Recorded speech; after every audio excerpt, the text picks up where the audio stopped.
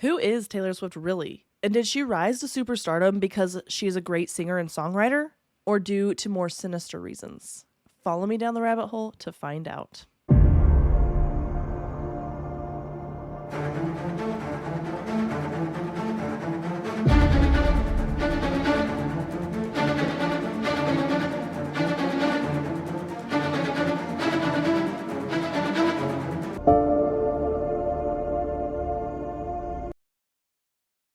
Hello, friends, and welcome back to the rabbit hole. I'm your host, Danny, and today we are talking about Taylor Swift. Thank you, Nikki and Chris, for requesting this episode.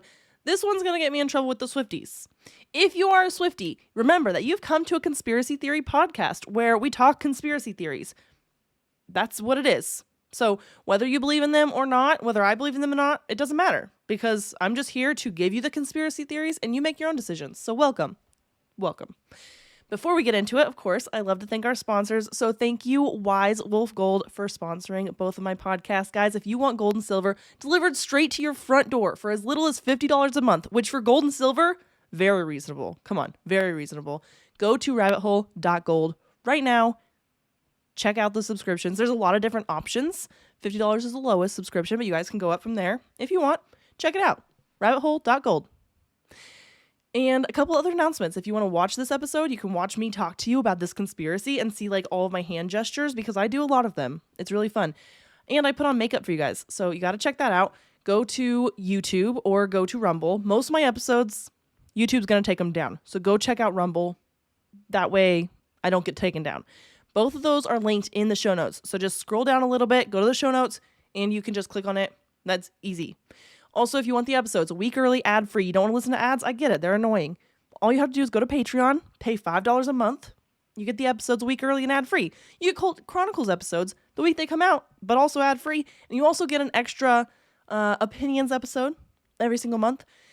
And every now and then I post like bonus episodes in there. If you're interested in a bonus episode like the California wildfires, threw an episode in Patreon about that. So go check that out. And let's get into it. Taylor Allison Swift was born on December 13th, 1989 in West Reading, Pennsylvania. She is named after James Taylor, the singer-songwriter, but also her parents liked that Taylor was a gender-neutral name because when using an email or an application for a job, they don't know if it's a male or a female, so they can't judge you on that. Her father, Scott Swift, was a stockbroker, and her mother, Andrea, worked as a mutual fund marketing executive, and she also has one sibling, a brother. She grew up on a Christmas tree farm in Pennsylvania, but the family would spend their summer vacations in New Jersey. There, she would occasionally perform acoustic songs at a local coffee shop. She also attended vocal and acting lessons in New York City regularly as a child. Her mom would drive her there so she could get vocal and acting lessons. She grew up listening to Shania Twain, Patsy Cline, and the Dixie Chicks, all while being heavily influenced by her grandmother, who was an opera singer. She would spend her weekends performing at local festivals and events. And at 11, she traveled to Nashville, with her mother, of course, to visit record labels and submit demo tapes. These tapes were cover songs of Dolly Parton and the Dixie Chicks. Unfortunately, she was rejected by all the labels at that time. This rejection actually led her to focus on songwriting and learning how to play the guitar. In 2003, she started working with a talent manager, and he actually helped her get a modeling gig with Abercrombie & Fitch and get an original song included on a Maybelline compilation CD. It was around the same time that she was given an artist development deal with RCA Records after she performed at a showcase of theirs. And when she was 14, the family relocated to Hendersonville, Tennessee, to help Taylor break into the country music scene. She did start attending a local school there before she eventually would transfer to like a homeschool, almost like a co-op, and she graduated a year early. She did get the break she was looking for when she signed with Sony Music Publishing, and she left RCA Records due to the lack of care from that label. She signed with Sony, and in 2005, Taylor caught the attention of Scott Borchetta while at an industry showcase at the Bluebird Cafe. So Scott was a DreamWorks Records executive that was preparing an independent record label, Big Machine Records. She had actually met Scott the year before at one of Big Machine's first signings, and her dad bought 3% stake in the company. Like, he saw some potential there. She did end up signing with Big Machine Records and then left RCA, left Sony, everybody else she's behind. She's with Big Machine now. Scott got some heat for signing such a young kid, but he liked the idea of tapping into a previously unknown market that Taylor brought to the table, which was teenage girls listening to country music. In 2006, her debut self-titled album came out and peaked at number 4 of the Billboard 200. It stayed on the chart for 157 weeks, which is the longest chart stay by any release in the US in the 2000s. She also became the first female artist to write or co-write every track of a platinum certified debut album. She spent a lot of time promoting her album herself, doing most legwork with her mom because Big Machine Records was still pretty new. It didn't have the capital that some of the bigger companies had, so they had to do a lot of the work themselves. They would travel, they would take their CDs, that she would send her CDs out to all these local or radio stations all across the US to get them to play her stuff. And she even opened for Rascal Flatts a couple of times, filling in for Eric Church on their tour. She also made her Grand Ole Opry debut in 2006. The first single off her album that was released was Tim McGraw, and that was released before the album came out, and then 4 more singles were released throughout 2007 and 2008 to include Teardrops on My Guitar, Our Song, Picture to Burn, and Should Have Said No. She continued to tour during this time, opening for George Strait, Brad Paisley, and Tim McGraw and Faith Hill. Her mom would go with her when she was on the road touring because she was still just a child, and her dad would stay home with her brother Austin. Taylor released 2 more EPs following her debut album, the Taylor Swift Holiday Collection in October 2007 and Beautiful Eyes in July 2008. In November 2008, Taylor released her second album, Fearless. Fearless spent 11 weeks at number 1 on the Billboard 200, and this made her the longest running number 1 female country artist. Fearless was the best-selling album in 2009 in the US. Singles such as Love Story, You Belong With Me, White Horse, 15, and Fearless came off this album. In 2009, she toured with Keith Urban as an opener and then embarked on her first headlining tour that year as well. You Belong With Me won Best Female Video at the 2009 MTV Video Music Awards, and it was actually famously interrupted by Kanye West. So this is something where he interrupted Taylor to say that you did great, but Beyonce actually should have gotten this award, not you. There's this whole conspiracy about why artists thank Beyonce in their award speeches because it's very odd. So I'm actually going to cover that on a completely different episode, not on this episode. It doesn't really have a lot to do with Taylor Swift besides the fact that Kanye interrupted Taylor to thank Beyonce. That's a whole nother episode for a whole nother day. When she wasn't touring or going to award shows in 2009, she spent her time writing songs not only for herself, but also for other people. So she wrote Best Days of Your Life for Kelly Pickler, You'll Always Find Your Way Back Home, and Crazier for the Hannah Montana movie, and co-wrote 2 is Better Than 1 for Boys Like Girls. She wrote Today Was a Fairy Tale for the soundtrack of the movie Valentine's Day, which came out in 2010. And this movie was her acting debut in a movie. But she was also featured in CSI on TV, and she hosted and performed as a musical guest on Saturday Night Live. So she had been around, but she also had acting classes, so she kind of knew what she was doing. Taylor's third album, Speak Now, was released in October of 2010, and that album was solely written by Taylor. It debuted the Billboard 200 with over 1 million US copies sold in the first week. It was the fastest selling digital album by a female artist. From that album came 6 singles: Mine, Back to December, The Story of Us, Sparks Fly, and Ours. She went on the Speak Now World Tour from February 2011 to March 2012. And after coming back from that world tour, Taylor went on to release Red in October of 2012. This was different from her previous 3 albums because it had more like pop and rock elements and a little less country. And this album opened on Billboard 200 with 1.2 million sales, and it was her first number 1 album in the UK.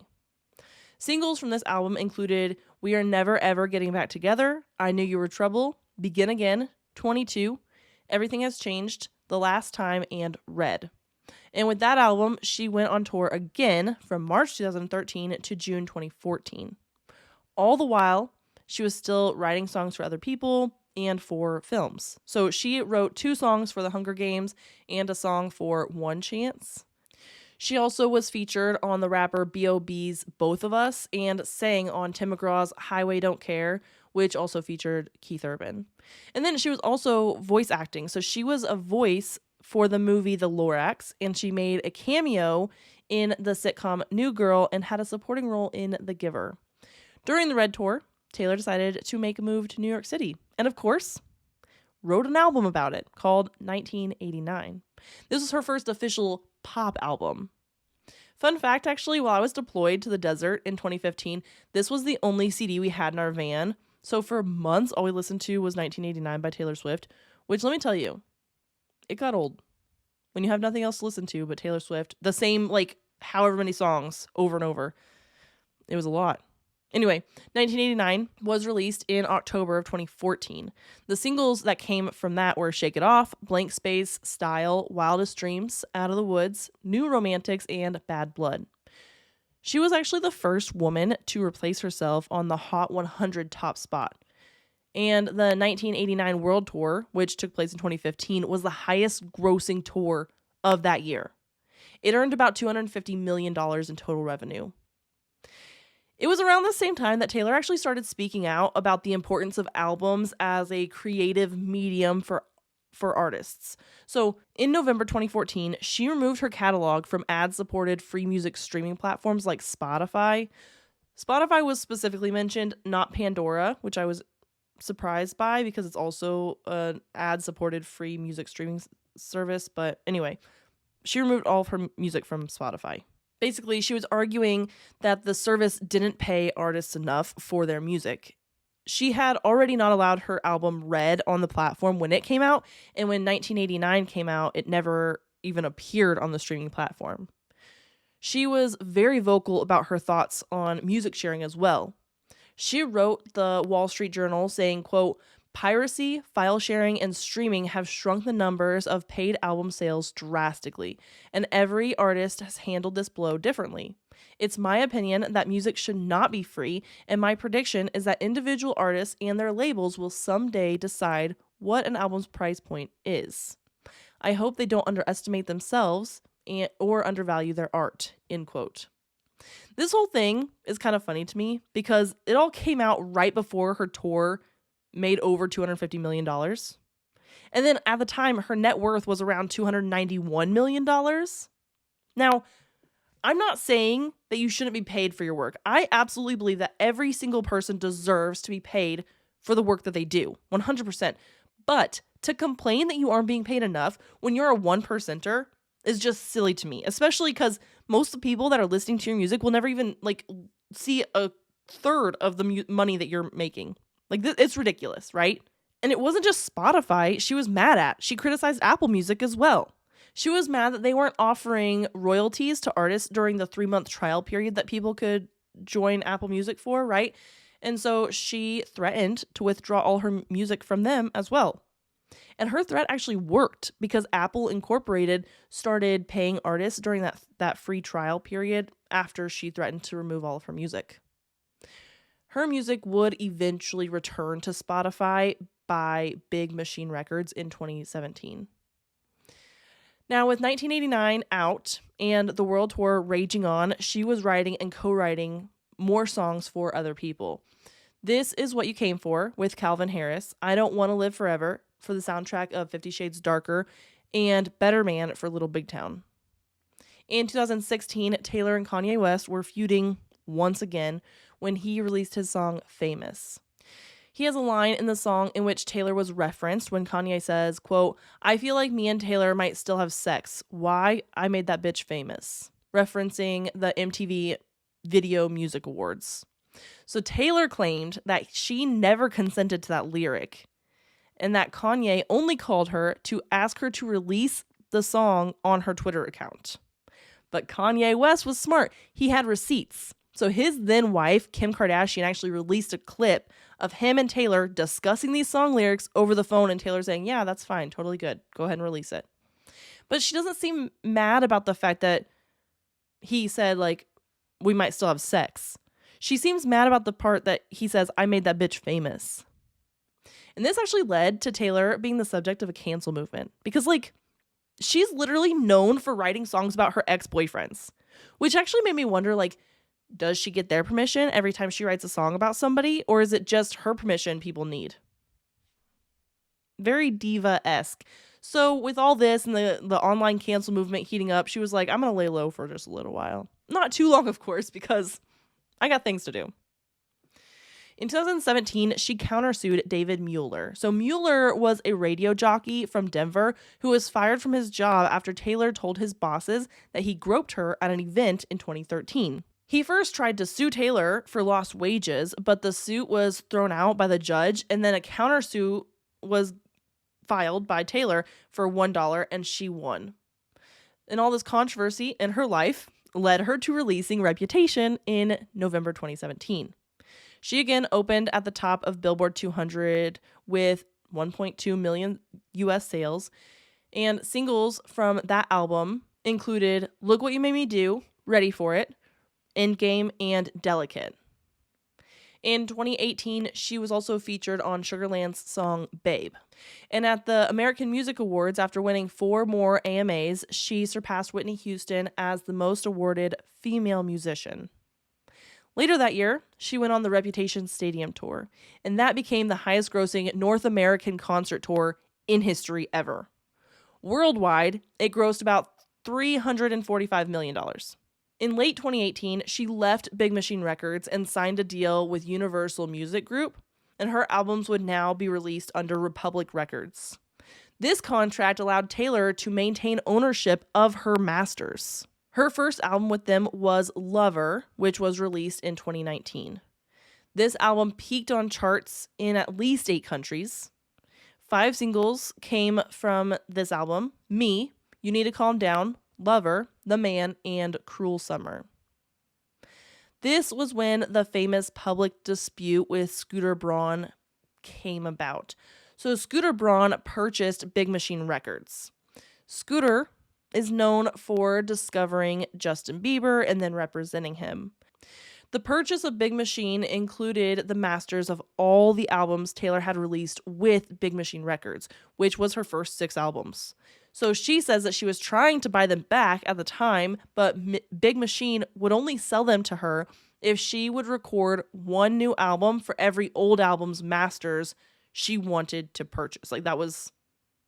This was all going to be a new contract. She needed to provide a new album, and then they would allow her to purchase her old master. So she would have needed to provide 6 new albums for every master she wanted to purchase from them. And Taylor just wasn't having that. So Kelly Clarkson actually chimed in on this dispute on Twitter saying, @TaylorSwift13, just a thought, you should go in and re-record all the songs that you don't own the masters on, exactly how you did them, but put brand new art and some kind of incentive so fans will no longer buy the old versions. I'd buy all the new versions just to prove a point, end quote.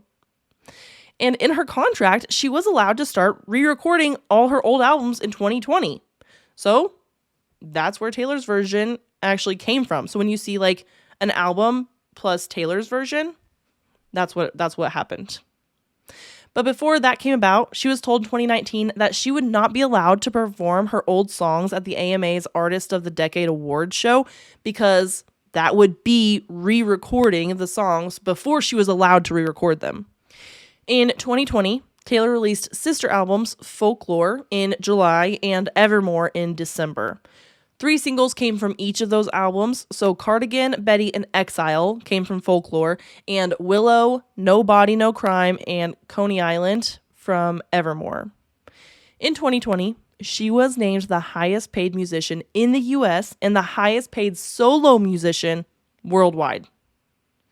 Her re-recordings of Fearless, Taylor's version, and Red, Taylor's version, were released in 2021. Both peaked on top of the Billboard 200 chart yet again. Love Story, Taylor's version, reached #1 on Hot Country Songs, which made her the second artist to have both the original and re-recorded versions of a song reach #1. Dolly Parton was the first artist to do this. In 2022, Midnights was released, and this was her 5th album to open on top of the charts. Anti-Hero led the charge with this one, but Lavender Haze and Karma were also singles from that album. In 2023, along with releasing 2 more re-recorded albums, Speak Now, Taylor's version, and 1989, Taylor's version, she started her Eras Tour. This tour was a compilation of all of Taylor's work.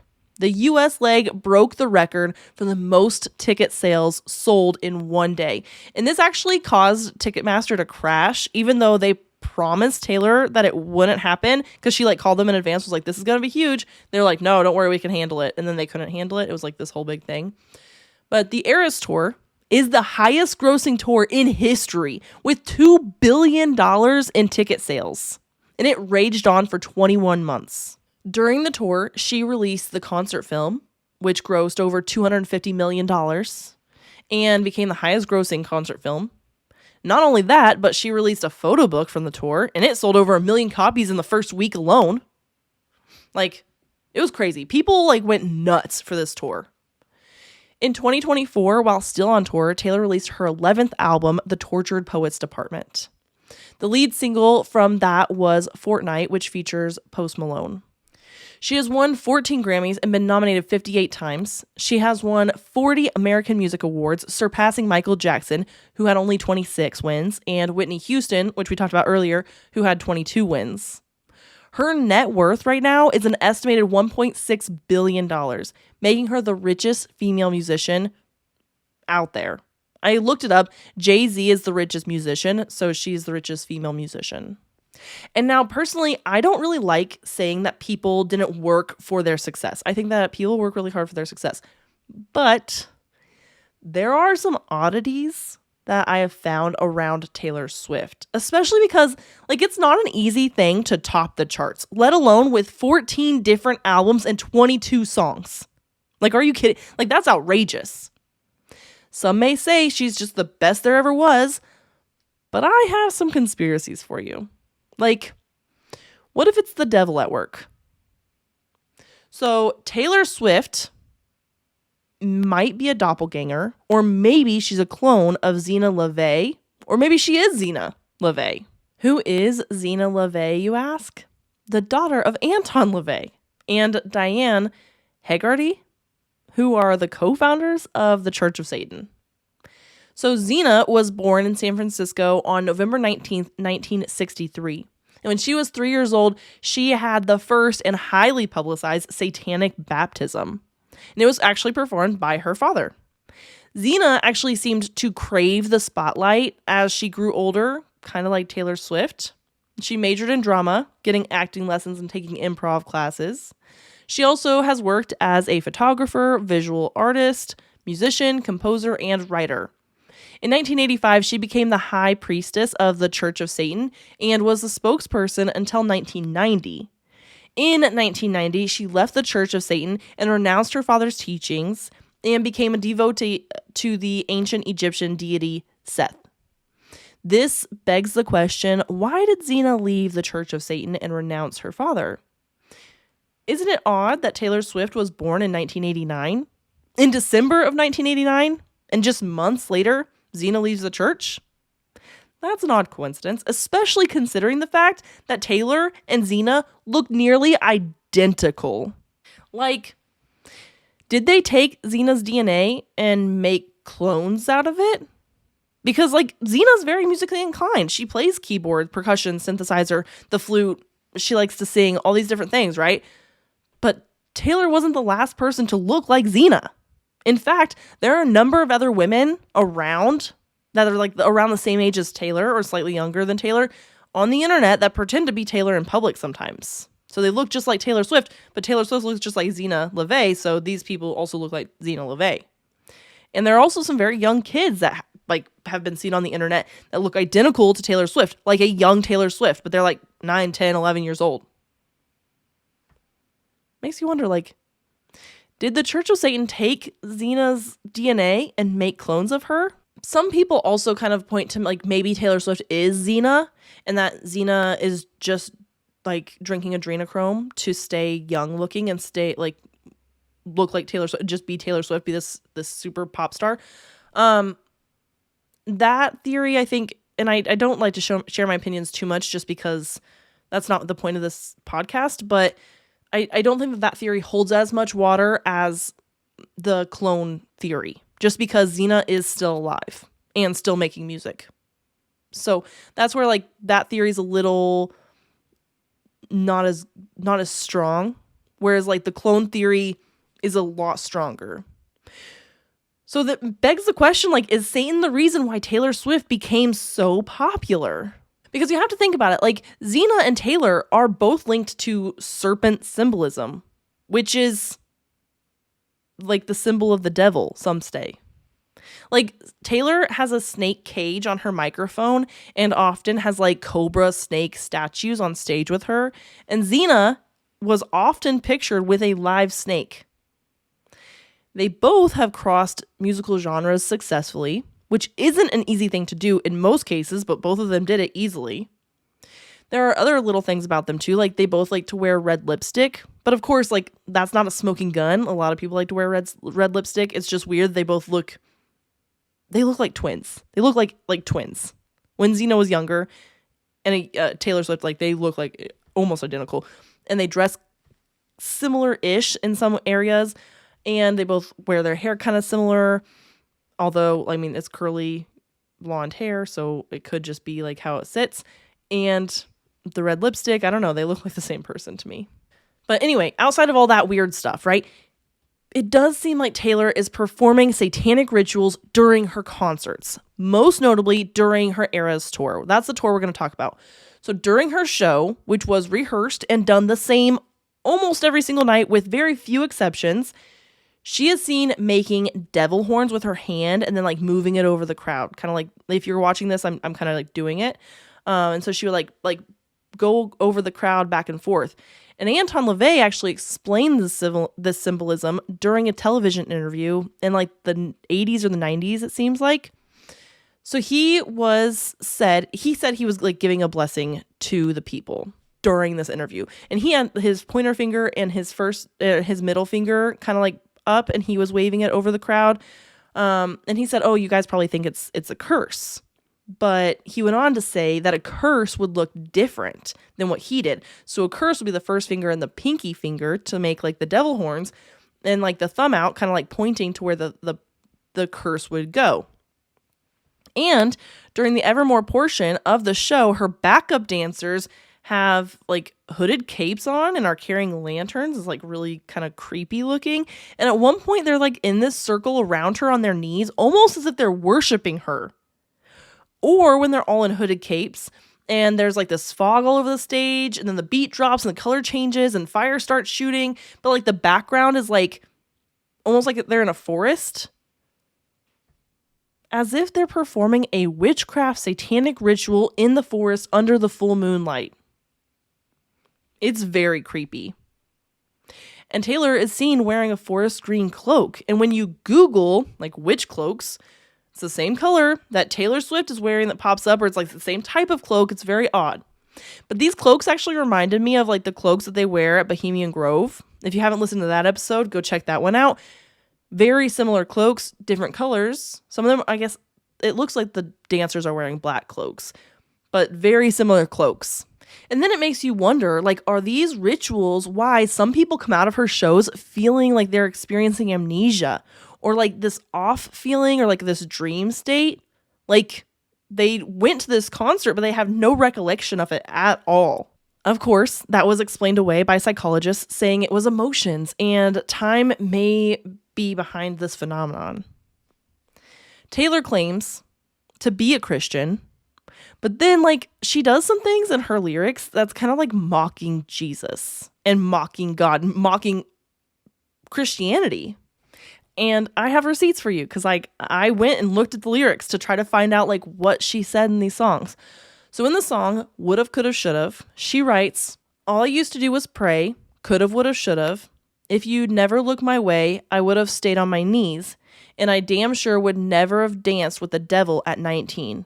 And the God's honest truth is that the pain was heaven, and now I'm grown, I'm scared of ghosts. Which, like, is she talking about the Holy Spirit there? Like, she's scared of ghosts? But really, like, the whole song feels like a letter to the devil. It's very odd. So if you want to look up those lyrics.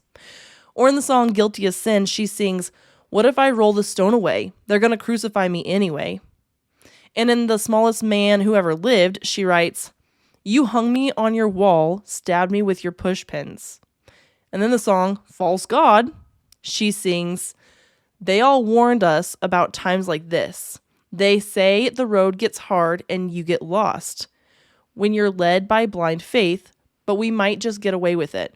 Religion's in your lips. Even if it's a false god, we'd still worship. Like almost making fun of Christianity.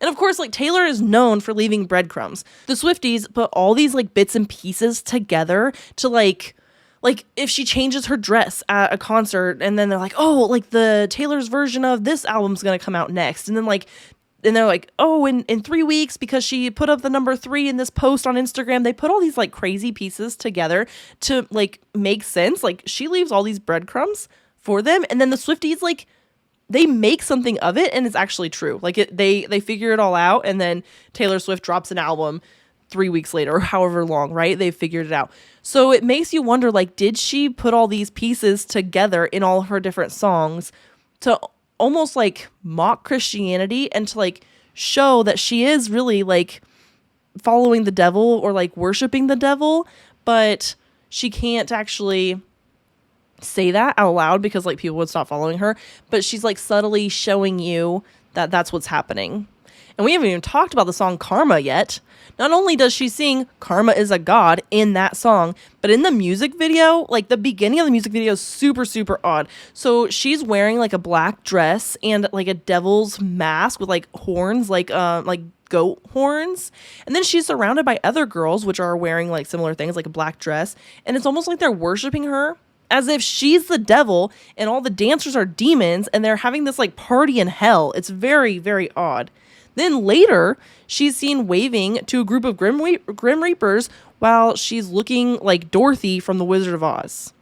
And not only that, but this song actually features Ice Spice. And Ice Spice, I didn't know who Ice Spice was, I had to look it up. But she was seen with Taylor Swift at the Super Bowl in 2024. So when the camera pans over to them, like in their little box and at the Super Bowl, Ice Spice puts up her hands together, like with the fists touching with both her pinkies up, giving like devil horns.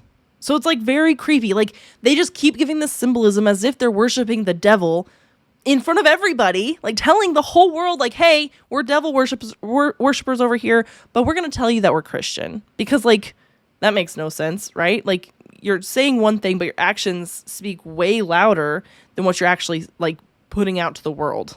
And like your symbolism that you're putting out, like the serpents everywhere and the devil signs and the weird masks, like that's not like, it's real creepy, really creepy. But this like tie to the devil actually could be linked to other conspiracies about her as well, like her tie to the royal family's deaths. So on April 9th, 2021, Taylor dropped Fearless, Taylor's version. Oddly enough, that exact same day, Prince Philip died. Which was weird, like maybe just a strange coincidence, except her album Midnights dropped August of 2022, and 2.5 weeks later, Queen Elizabeth II died. Which is like, again, just coincidence, just really odd, like maybe it was weird timing. But then, at the coronation of King Charles III, there was like this cloaked figure walking past the door, almost looking like the Grim Reaper. And social media went freaking nuts. Like, they were like, oh, this like figure is a bad sign. People are like losing their minds over this. It turned out just to be like a guard or something. I don't know. They explained it away. And he was like hooded, or like he was cloaked in darkness because of like the sun coming by. It was like explained away, right? Whatever. But that was about a month before Speak Now, Taylor's version came out. Okay, fine, right? It was a month different, and it's getting further and further away. What's odd is in January of 2024, it was revealed that King Charles was going to receive treatment for an enlarged prostate. My question, which I couldn't find the answer to, was when did he first go to the doctor about this, like about his health problems? Because it turned out to be cancer. Well, Taylor's version of 1989 came out in October of 2023, just months before King Charles' cancer was revealed. So, like, was he being seen for medical issues leading up to the public announcement? Like, I want to say that, like, that could be likely, but also I think as the king, he probably would have got medical treatment, like, a bit faster than the general public. So it's hard to say. But what's interesting is that all of his medical issues and surgery and his cancer, everything that happened, it happened between the release of 1989, Taylor's version, and the Tortured Poets Department, which came out in April of 2024. That's weird, right? It's just odd. Maybe when Taylor, I mean, these are recent, like, it's not every single Taylor Swift album that's come out that's caused, like, a royal family death. But those are pretty odd coincidences. And then you got people saying that she's a Pentagon asset and that she's just a psyop. So this first came out from Fox News when Jesse Waters stated that the Pentagon Psychological Operations Unit floated the idea of turning her into an asset during a NATO meeting. So please don't chop the head off the messenger. Yes, this is a right-winged conspiracy.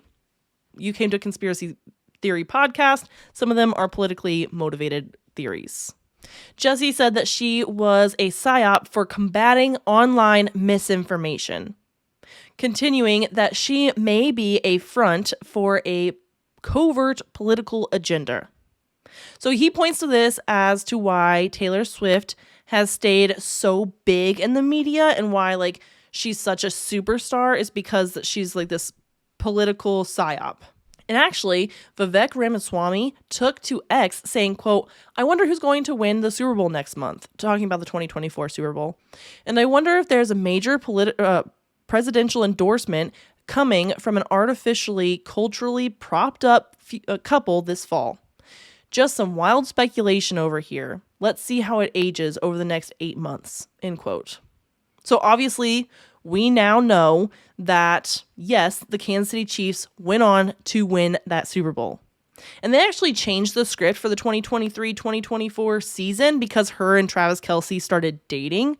Then if you haven't heard that conspiracy, you can check out my Super Bowl episode from February of 2024 talking about the logos and why, like, the logo from that year didn't match because they changed the script so that way Taylor Swift would bring more people to the Super Bowl or get more publication, or she would get more publicity for the Super Bowl. But actually, on that same thought, if her and Travis Kelce's relationship is just all made up, that makes a lot of sense because now how many females have started watching the Super Bowl for the Kansas City Chiefs? How much Kansas City Chief gear was bought because of Taylor Swift? How many people have shirts like, "I hope Taylor's boyfriend's team wins," right? So, like, this actually got this whole new group of people to pay attention to football. Now football has a bigger, like, because football was really going downhill for several years. So now you have all these people that are watching it that would have never watched football because Taylor Swift is involved. Anyway, that's not where we were supposed to be going with this. Taylor Swift did end up endorsing Kamala Harris for president in the 2024 election, which was predicted. But if you look at Taylor Swift and what she has come out and, like, been vocal about politically, that was gonna be her endorsement regardless. But of course, the right side is like, well, the Democrats are paying her for her endorsement. Maybe. It's possible. And then you have the theory that Taylor Swift is actually a man. So people say that she was originally a boy who transitioned at a very young age. And in early pictures of her, there was a prominent Adam's apple protruding from her neck. And people point to her lack of feminine hips or feminine physique to say that she's a man. Like, she is actually known to exaggerate her hips in any way she can, often like putting her hand on her hip. And drag queens actually use the same technique to look more feminine. Then this feature combined with her shoulders, which are wider than her hips, which is a typical male trait points to her body being a man's body and her actually being a transgender. Which could be why she supports the LGBTQ community so heavily. If she's not a man, maybe she's just bi or she's a lesbian. Like, there's rumors that circulate the internet that say that she's actually lesbian, and that's why she has this rotating door of men, because she's trying to hide her sexuality. Maybe? I don't know. And there's actually one last theory that I have for you, and this one's like the Swifties came up with this theory, so I thought I'd share it with you guys. So there's this theory that Taylor Swift actually wrote the movie Argylle. So Argylle is, I copied the description, when the fictional adventures of larger-than-life secret agent Argylle attract the attention of an actual spy syndicate, reclusive author Ellie Conway becomes unwittingly embroiled in international intrigue where her imaginary creations cross a line with reality. Saving Ellie's life requires a daring race against the clock while unlocking the incredible mystery in her mind. The romantic action comedy thrill ride from the twisted mind of director Matthew Vaughn, the Kingsman films, takes more than a few truly novel turns with a top-flight cast that includes Bryce Dallas Howard, Sam Rockwell, Henry Cavill, John Cena, Ariana DeBose, Dua Lipa, Bryan Cranston, Catherine O'Hara, Sophia Boutella, and Samuel L. Jackson. So some people think, well, let's back up here. So this is kind of confusing. It's like Inception. So the movie is supposed to be based off a book. The book is called Argylle, and it's written by Ellie Conway. Well, in the book, Ellie Conway made herself a character who is also an author. So this is very confusing, right? So there's the author Ellie Conway who wrote the book about the author Ellie Conway. Very Inception-like here. So some people think that the author Ellie Conway, who wrote the book, the original book that the whole movie is supposed to be based off of, isn't actually a real person, and that it is in fact Taylor Swift. So in real life, Ellie Conway kind of came out of nowhere. Like, she had no public appearances, she had no social media before the book came out, nothing. And even now, there's no pictures of her on social media that I found. Taylor actually once wore a shirt that said Conway, so people pointed out, they're like, well, maybe she's Ellie Conway. And she often wears Argylle sweaters. And she once played an author in a short film, and that author had red hair, which is the color of the hair of the author in the movie. Again, not sure if the real Ellie Conway has red hair because there's no pictures of her on social media that I found. And on the poster for the movie, it shows a cat backpack with like a little bubble for the cat to like look out and see where they are. Taylor Swift just actually happens to have that same backpack for her cat. And her cat is the same breed as the one in the movie. So did Taylor Swift write the book? I mean, it's not completely out of the realm of questions, especially because she writes every single song that she puts on her albums. So she's quite the writer. She absolutely could have written something like this. There are some theories that actually the book came out because of the movie, if that makes any sense. So they didn't make the movie based on a book. They put the book out and said that the movie's based on the book, but it's again like this Inception thing. It's like this back and forth, like the chicken or the egg. Did the movie come for the book? Did they make the book for the movie? How connected are they? It's unclear. Either way, we know that Taylor Swift is a superstar. That's all we know. We don't know if she worships the devil. All we can do is look at her actions and come up with a thought. And I'd love to hear you guys' thoughts. I'll do a poll on Instagram. I haven't done one of those in a really long time. And go over there and tell me, do you think that Taylor Swift worships the devil? And of course, until next week, my friends, stay skeptical, and I will see you all then. Hey friends, The Rabbit Hole is an independent podcast with everything you hear done by me, Danny Mercy. I appreciate all of your support. Please rate and review wherever you're listening. If you want to follow us on Instagram, it's at rabbit.holepodcast. And thank you, Zakar Balaha, for our awesome intro.